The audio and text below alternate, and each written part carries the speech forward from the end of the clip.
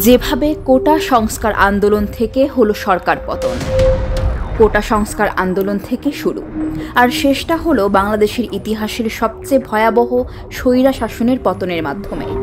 কেন হঠাৎ পদত্যাগ করতে বাধ্য হলেন শেখ হাসিনা? এর পেছনে কি শুধু কোটার সংস্কারই ছিল? চলুন এক নজরে দেখে আসি পুরো কোটা সংস্কার আন্দোলন।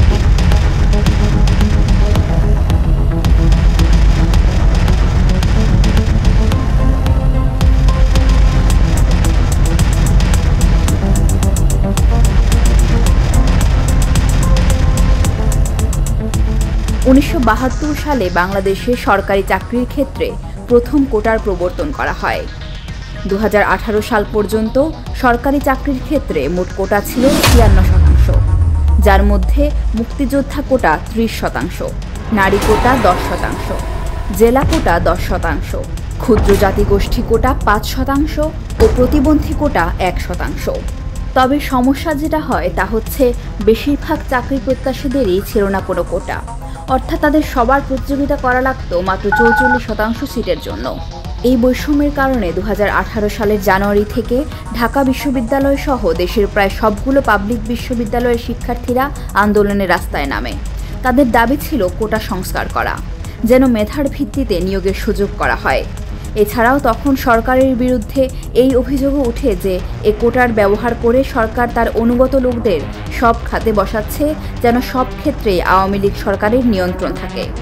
শিক্ষার্থীরা শান্তিপূর্ণভাবে দেশের বিভিন্ন স্থানে সড়ক অবরোধ করতে অবস্থান নেয়। তাদের দাবির জবাবে তৎকালীন কৃষিমন্ত্রী মতিয়া চৌধুরী সংসদে দাঁড়িয়ে বলেন, ওই রাজাকারের বাচ্চারা সুযোগ পাবে, তাদের জন্য মুক্তিযোদ্ধা কোটা সংকুচিত করতে হবে। তার এই বক্তব্যের ফলে ফেটে পড়ে ছাত্র সমাজ, আরও জোরদার হয় আন্দোলন। কিন্তু সেই আন্দোলন দমাতে সরকার পুলিশ ও ছাত্রলীগকে দায়িত্ব দেয়। একদিকে পুলিশ টিয়ার সেল ছোড়ে ও লাঠিচার্জ করে, অন্যদিকে ছাত্রলীগের সন্ত্রাসীরা দেশীয় অস্ত্র নিয়ে ঝাঁপিয়ে পড়ে নিরস্ত্র ও সাধারণ শিক্ষার্থীদের উপর। এই হামলায় বহু শিক্ষার্থী গুরুতর আহত হয়।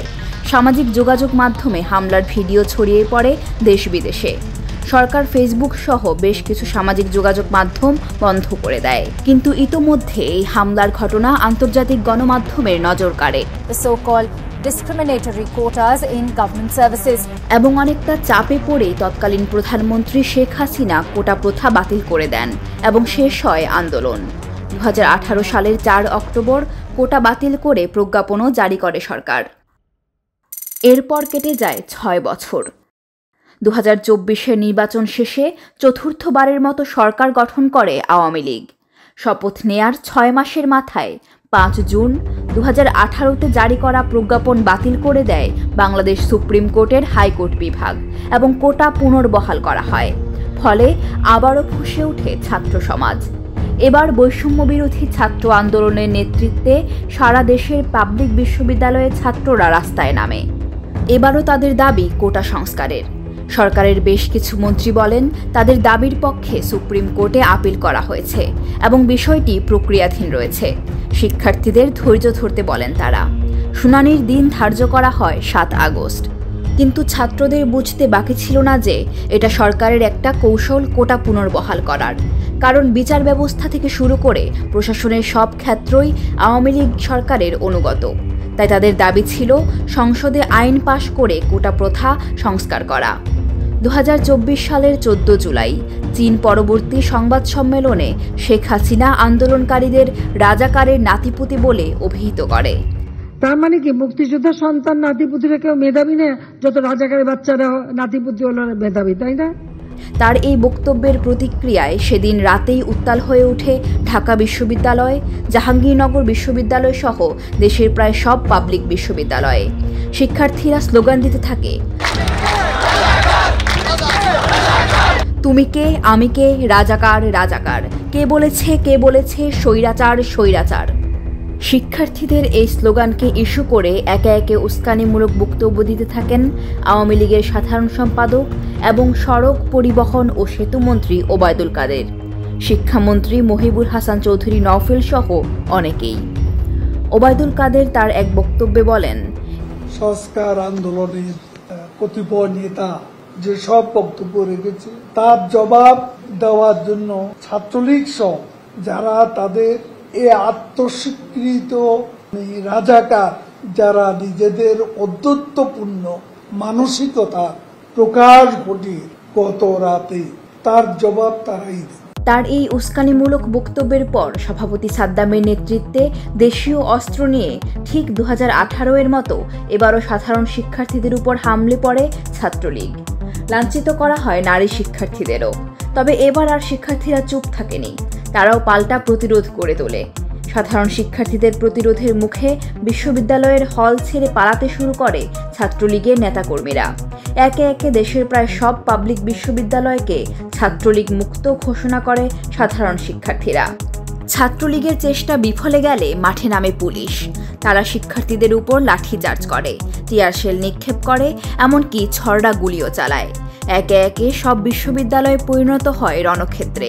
এমন অবস্থায় রংপুরে বেগম রোকেয়া বিশ্ববিদ্যালয়ের শিক্ষার্থী আবু সাইদকে পুলিশ নিরস্ত্র অবস্থায় খুব কাছ থেকে গুলি করে হত্যা করে। সামাজিক যোগাযোগ মাধ্যমে দ্রুত ছড়িয়ে পড়ে আবু সাইদের হত্যার ভিডিও। এতদিন চুপ থাকলেও আবু সাইদের মৃত্যুর পর মাঠে নামে বেসরকারি বিশ্ববিদ্যালয়ের শিক্ষার্থীরাও।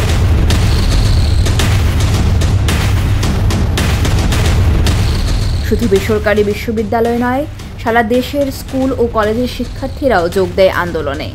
রাজধানীর রামপুরা, উত্তরা, যাত্রাবাড়ি সহ দেশের অনেক জায়গায় শুরু হয় তুমুল সংঘর্ষ।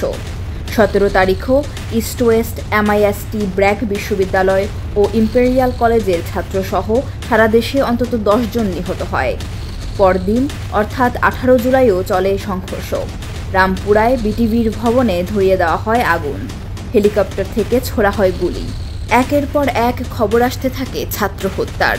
সামাজিক যোগাযোগ মাধ্যমে ছড়িয়ে পড়তে থাকে সেসব ভিডিও। অবস্থা ক্রমেই আইন শৃঙ্খলা রক্ষাকারী বাহিনীর নিয়ন্ত্রণের বাইরে চলে যায়। 18 জুলাই রাত থেকে বন্ধ করে দেওয়া হয় ইন্টারনেট। ফলে পুরো বিশ্ব থেকে বিচ্ছিন্ন হয়ে যায় বাংলাদেশ। জারি করা হয় কারফিউ এবং রাস্তায় সেনাবাহিনী মোতায়েন করা হয়। তথ্য ও যোগাযোগ প্রতিমন্ত্রী জোনায়েদ আহমেদ পলক বলেন, শিক্ষার্থীরা ডেটা সেন্টারে আগুন দিয়েছে, তাই বন্ধ রয়েছে ইন্টারনেট। কিন্তু ইন্টারনেট বন্ধের পেছনে ছিল এক ভয়াবহ পরিকল্পনা। সারা দেশে যোগাযোগ বিচ্ছিন্ন করে শুরু হয় ক্র্যাকডাউন। বিভিন্ন বাহিনীতে থাকা সরকারের অনুগত লোকদের নামিয়ে দেওয়া হয় রাস্তায়। এবার আর ছড়রা গুলি না, চাইনিজ রাইফেল, অ্যাসল্ট রাইফেল ও পিস্তল নিয়ে একে একে গুলি করে মারা হয় নিরস্ত্র ছাত্রদের।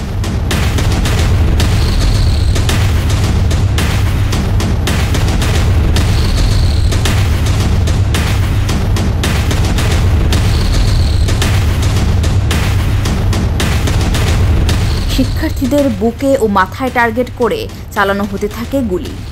19, 20 ও 21 জুলাই চলে এই গণহত্যা। ইন্টারনেট বন্ধ থাকায় এই গণহত্যার খবর খুব একটা প্রকাশ্যে আসেনি।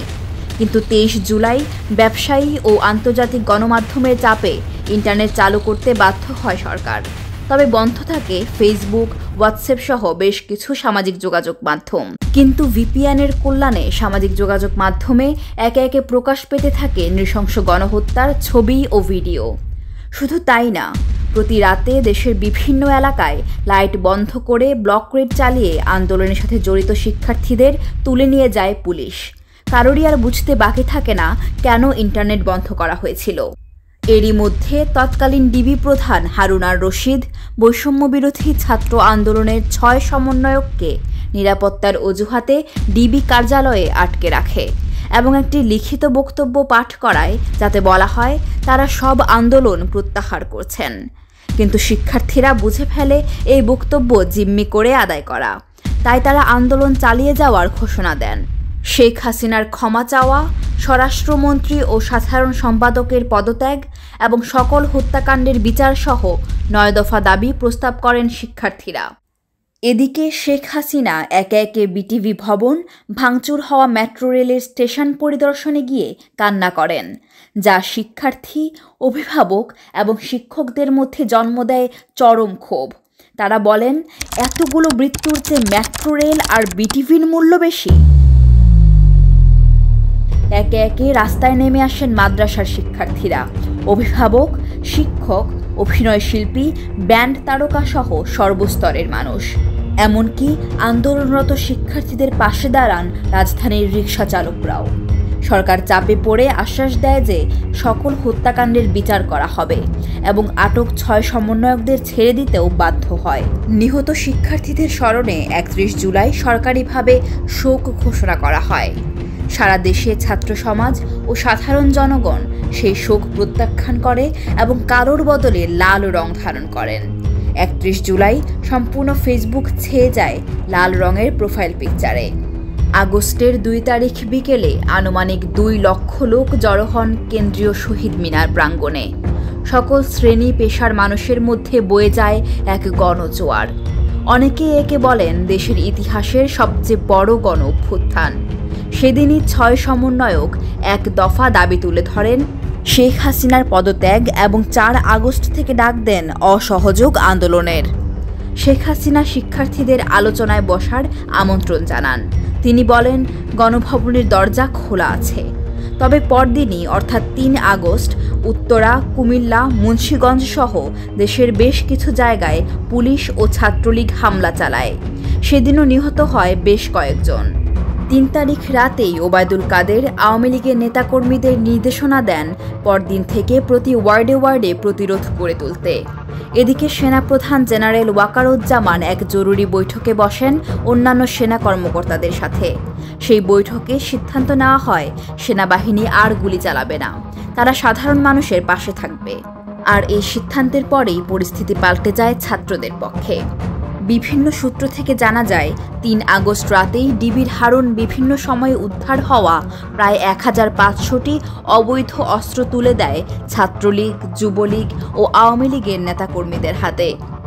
4 আগস্ট রবিবার সকাল থেকেই অসহযোগ আন্দোলনে যোগ দেয় শিক্ষার্থী সহ নানান শ্রেণী পেশার মানুষ। আন্দোলনকারীরা জড়ো হতে থাকে শাহবাগ, সায়েন্স ল্যাব সহ দেশের বিভিন্ন জায়গায়। বেলা 11টার পর থেকেই তাণ্ডব শুরু করে অস্ত্রধারী আওয়ামী লীগ, যুবলীগ ও ছাত্রলীগের নেতাকর্মীরা এবং এই দিন পুলিশ নিষ্ক্রিয় ভূমিকা পালন করে। সম্পূর্ণ কোটা আন্দোলনে এই 4 আগস্ট ছিল সবচেয়ে রক্তাক্ত। এদিন পুলিশ, আওয়ামী লীগ নেতাকর্মী ও সাধারণ শিক্ষার্থী সহ শতাধিক মানুষের মৃত্যু হয়। শুরুতে কিছুটা পিছুপা হলেও অনেকটা পাবজি স্টাইলে পাল্টা আক্রমণ করে সাধারণ শিক্ষার্থীরা। এছাড়াও ঢাকা সহ দেশের বিভিন্ন জায়গায় ছাত্রলীগ কর্মীদের আক্রমণ থেকে শিক্ষার্থীদের রক্ষা করে সেনাবাহিনীর সদস্যরা। ফলে আওয়ামী লীগের সন্ত্রাসীরা পিছু হটতে বাধ্য হয়। 4 আগস্ট দুপুরে ঘোষণা আসে 6 August long march to Dhaka অনুষ্ঠিত হবে। তবে সারাদিনে চলা তাণ্ডবের কথা বিবেচনা করে 6 সমন্বয়ক ঘোষণা দেন পরদিনই অর্থাৎ 5 আগস্ট হবে long march to Dhaka. 5 August সারা দেশের মুক্তিকামী জনতাকে ঢাকার উদ্দেশ্যে রওনা হওয়ার জন্য আমরা আহ্বান জানাচ্ছি।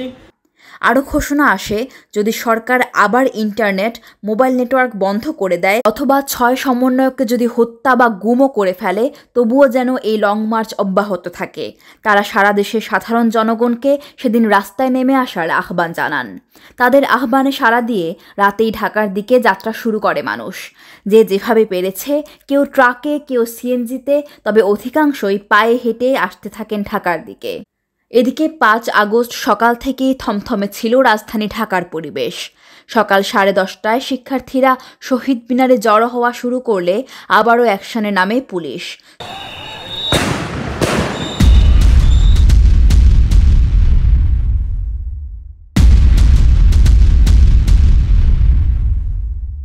ছোড়া হয় টিয়ার শেল, গুলি ও সাউন্ড গ্রেনেড।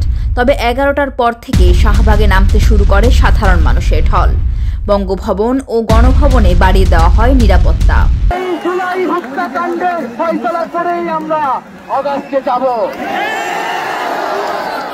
এদিকে সকাল 10টায় শেখ হাসিনা 3 বাহিনীর প্রধান ও পুলিশের আইজিপিকে ডেকে আরও বেশি কঠোর হওয়ার নির্দেশনা দেন। বেশ কয়েকটি সূত্র নিশ্চিত করেছে যে কোনো মূল্যেই তিনি ক্ষমতা ধরে রাখতে চেয়েছিলেন। সেনাপ্রধান ওয়াকারুজ্জামান শেখ হাসিনাকে পদত্যাগের উপদেশ দেন এবং বলেন পরিস্থিতি পুরোপুরি নিয়ন্ত্রণের বাইরে। আইজিপিও বলেন পুলিশও বেশি সময় কঠোর অবস্থান ধরে রাখতে পারবে না। শেখ হাসিনার বোন শেখ রেহানা ও পুত্র জয়ও বলেন পদত্যাগ করতে।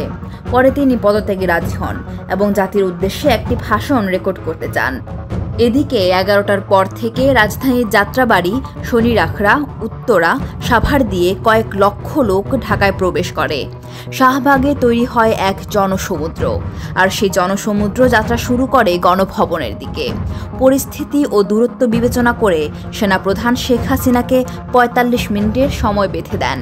তার ভাষণ রেকর্ডের প্রক্রিয়াও বাতিল করা হয়। 2টি লাগেজ নিয়ে গণভবন থেকে বিমান বাহিনীর একটি হেলিকপ্টারে শেখ হাসিনা চলে আসেন তেজগাঁও পুরনো বিমানবন্দরে। সেখান থেকে তিনি বঙ্গভবনে এসে রাষ্ট্রপতির কাছে পদত্যাগপত্র জমা দিয়ে আবার চলে যান বিমানবন্দরে। বিমান বাহিনীর একটি পরিবহন বিমানে শেখ হাসিনা ও শেখ রেহানা পালিয়ে যান দেশ থেকে। দুপুর 2টায় সেনাপ্রধানের জাতির উদ্দেশ্যে ভাষণ দেওয়ার কথা থাকে, কিন্তু সে ভাষণের সময় পিছিয়ে দেওয়া হয়। তবে 2টার কিছু পর থেকেই প্রকাশিত হয়ে যায় যে শেখ হাসিনা পদত্যাগ করে দেশ ছেড়েছেন। বাঁধ ভাঙা উল্লাসে ফেটে পড়ে শিক্ষার্থী সহ সকল শ্রেণী পেশার মানুষ। ঢাকার প্রতিটি রাস্তায় নামে আনন্দ মিছিল। লোকে লোকারণ্য হয়ে যায় সারা দেশের সব রাজপথ। জনগণ সব বাধা উপড়ে পৌঁছে যায় গণভবনে, যদিও ততক্ষণে দেশ ছেড়ে পালিয়েছেন শেখ হাসিনা। উচ্ছ্বাসে আনন্দে গণভবন থেকে শেখ হাসিনার ব্যবহার করা জিনিসপত্র নিয়ে যেতে থাকে জনতা, যদিও সেদিন রাতের মধ্যেই প্রায় 80% জিনিস ফিরিয়ে দেন সাধারণ মানুষ। বেলা 3:30-এ সেনাপ্রধান জেনারেল ওয়াকারুজ্জামান আনুষ্ঠানিকভাবে জানান যে শেখ হাসিনা পদত্যাগ করেছেন এবং শীঘ্রই দেশে একটি অন্তর্বর্তীকালীন সরকার গঠন করা হবে এবং সেই সরকারের অধীনে হবে নির্বাচন। অবশেষে পতন হলো বাংলাদেশের ইতিহাসের সবচেয়ে বড় স্বৈরশাসনের। অনেকেই হয়তো ভাবতে পারেন যে সামান্য এক কোটা সংস্কার আন্দোলন কিভাবে 15 বছর ধরে জেঁকে বসা এক শাসকের পতন ঘটায়। আসলে এই পতনের পেছনে শুধু কোটা সংস্কার ছিল না, সাধারণ মানুষের দীর্ঘ 15 বছরের ক্ষোভ, বিরোধী রাজনৈতিক দলগুলোর উপর চলা অত্যাচার, সীমাহীন দুর্নীতি ও লুটপাট, দ্রব্যমূল্যের লাগামহীন ঊর্ধ্বগতি, ছাত্রলীগ যুবলীগের অত্যাচার ও চাঁদাবাজি, বিচার বহির্ভূত হত্যাকাণ্ড ও গুম এবং সবশেষে শেখ হাসিনার অহংকার ও দাম্ভিকতার ফলে জনমনে যে ক্রোধের বারুদ জমা হয়, সেই বারুদেই আগুন দেয় কোটা সংস্কার আন্দোলন। আর বিশ্বের ইতিহাস সাক্ষী, যে কোনো দেশের যে কোনো স্বৈরশাসক যখনই ছাত্রদের বুকে গুলি চালায়, তখনই তার পতনের দিন গণনা শুরু হয়। জেনারেশন জেড বা জেন জি তাদের বুকের তাজা রক্ত ঢেলে এনে দিয়েছে নতুন স্বাধীনতা। এখন আমাদের সবার দায়িত্ব নিজ নিজ অবস্থান থেকে এই স্বাধীনতাকে রক্ষা করা।